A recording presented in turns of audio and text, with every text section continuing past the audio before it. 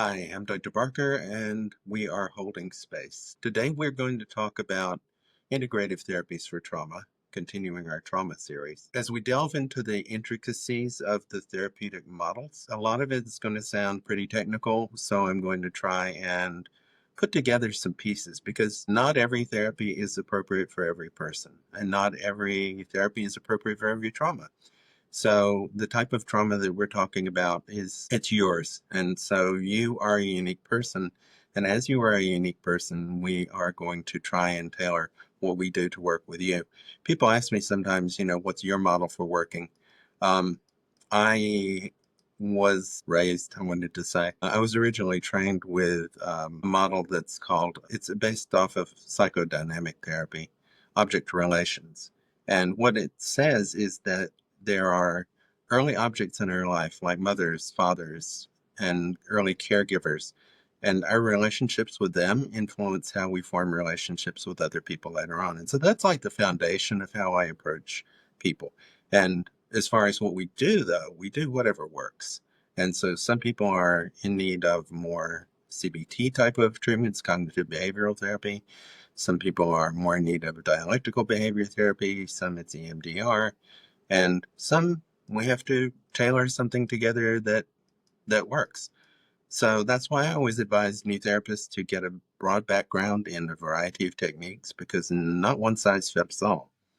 And so let's take a look at how things can fit together for you working with trauma.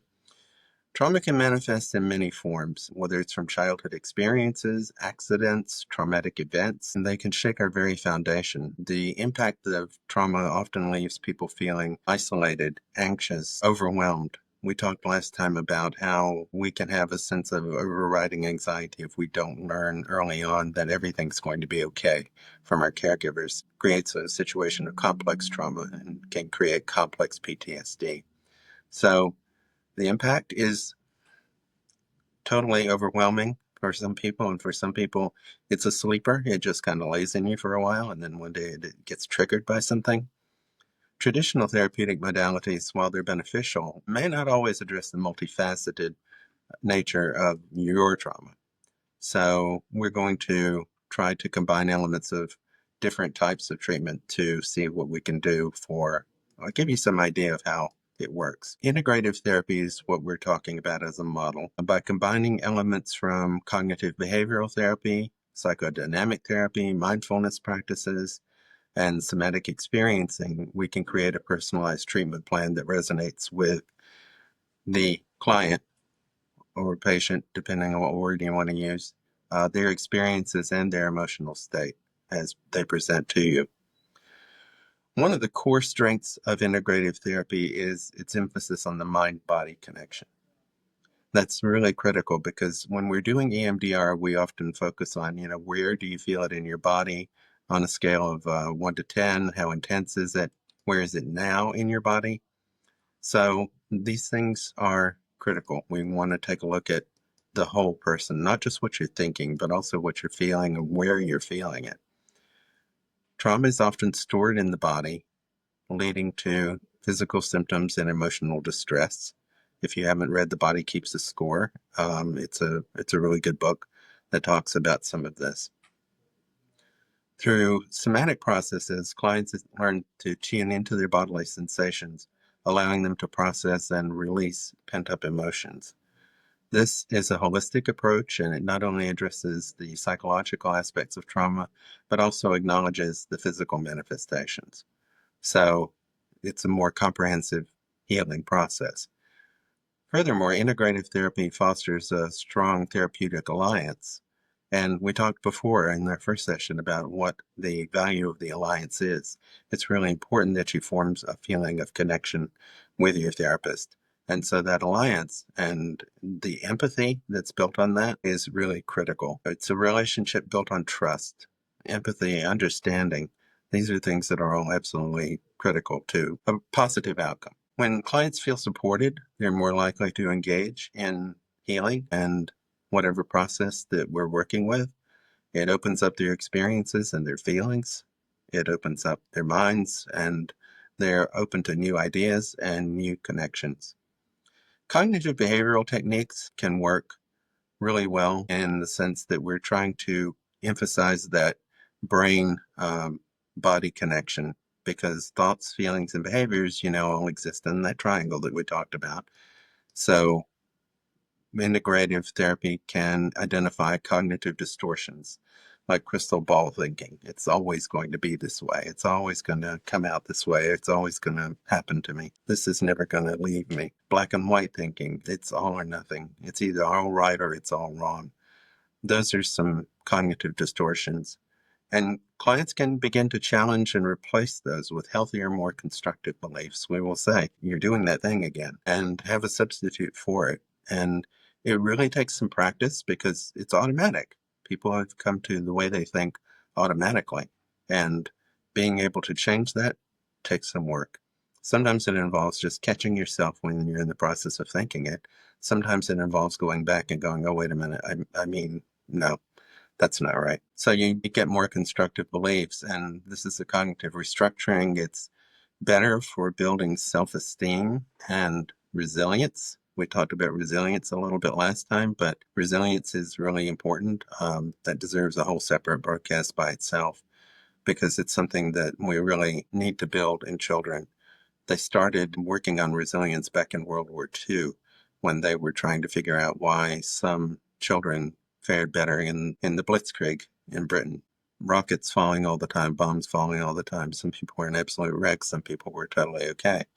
What's the difference? And we've done a lot of research on it since then. Mindfulness practices that really kind of come out of DBT, but they're also a CBT thing. They can be incorporated into integrative therapy, and that plays a vital role in trauma recovery.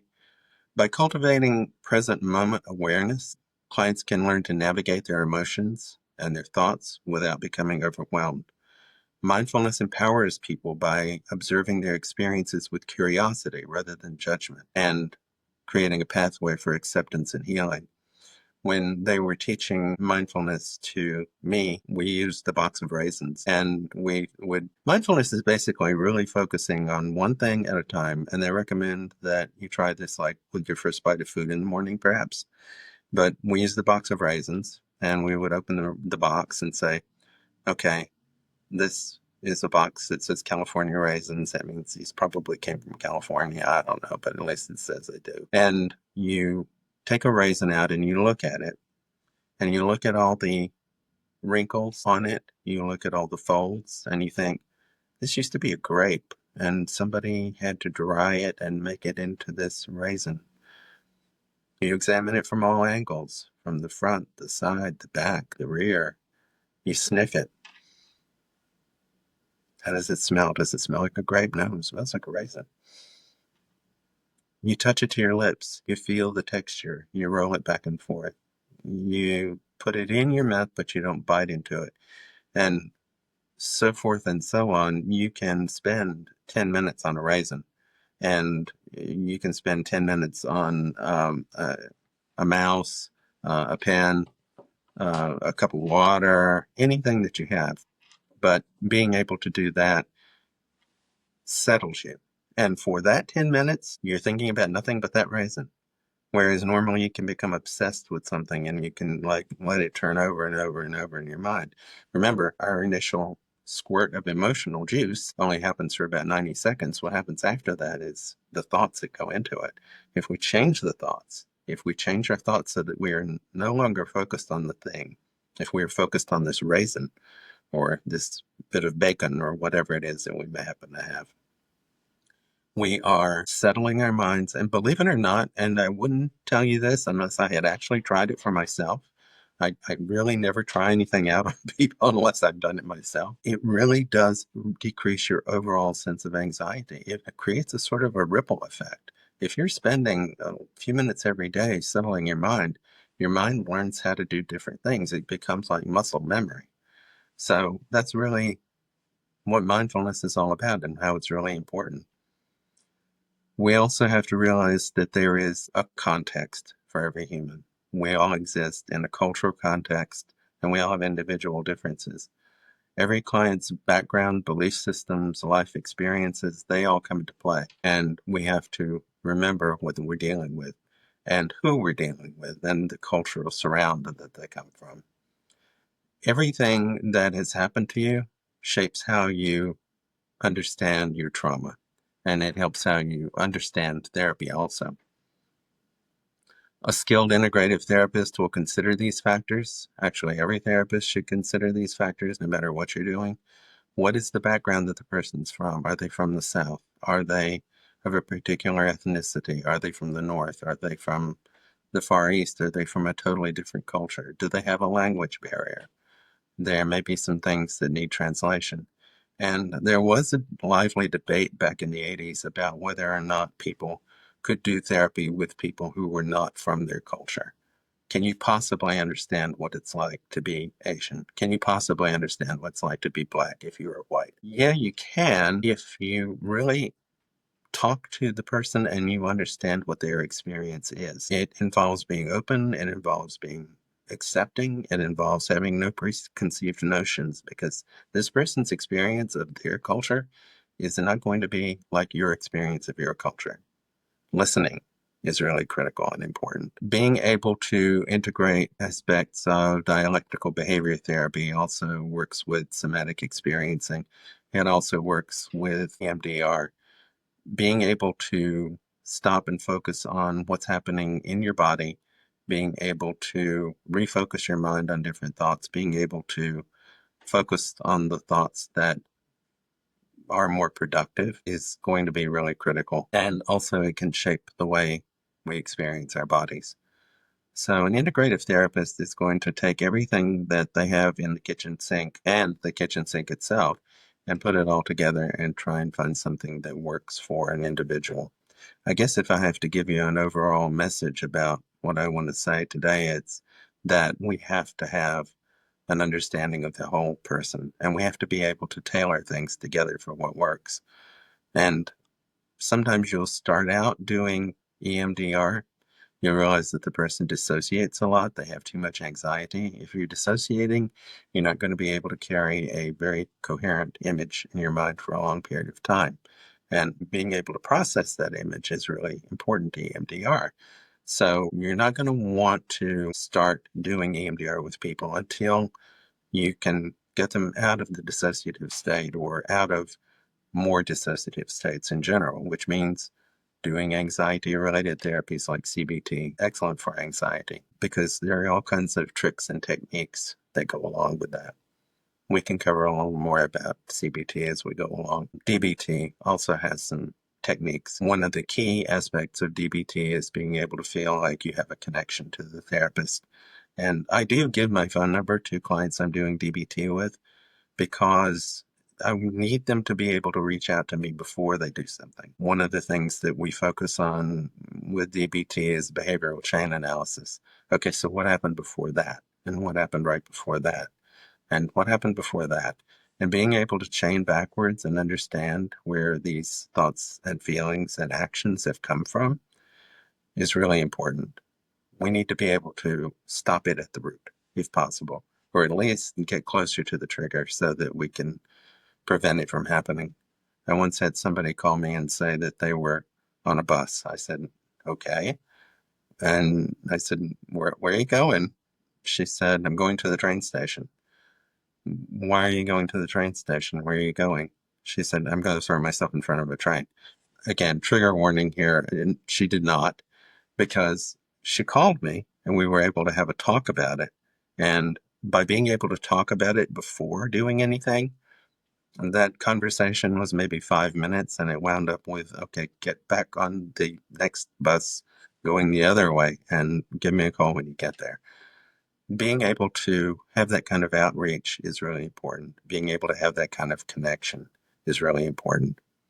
Being able to tailor together something that is really beneficial to a person through their experience and their needs. It helps to transform lives and heal wounds that are run very deeply. So I guess if I have to say one thing in closing, it would be that know who you are, know who your client is, know the difference, and be able to put together techniques that work for them. You have to be flexible. You have to think on your feet. Sometimes you have to change horses midstream. Sometimes you have to change techniques mid-session. But in the process of doing that, you're showing that you're willing to do whatever it takes to work with a person. Sometimes there's no tools at all involved, and you just have to sit and listen. And that's more person-centered type therapy, that's more listening. And yeah, I mean, a lot of psychologists get bad press for just sitting there and going, all the time. I don't really advocate for that. I'm more of a talker, but I do like to hear what people have to say. How you say it and what you're saying are critical. And I listen to all the details because it's really a big part of getting to know you. And so as we get to know each other as we go along, we can go into some more details about this. If you have questions or if you have observations, if you have comments, criticisms, please feel free to drop me a line, parkerholdingspace@gmail.com, and we will be glad to address these things. And I would welcome anyone who wants to call in or speak on video. We've had a couple of people who have expressed an interest in that. Also, guest stars, people who are interested in sitting in with me and discussing things. I've got a couple of people lined up eventually who want to do that. Have a good day, and thank you for tuning in.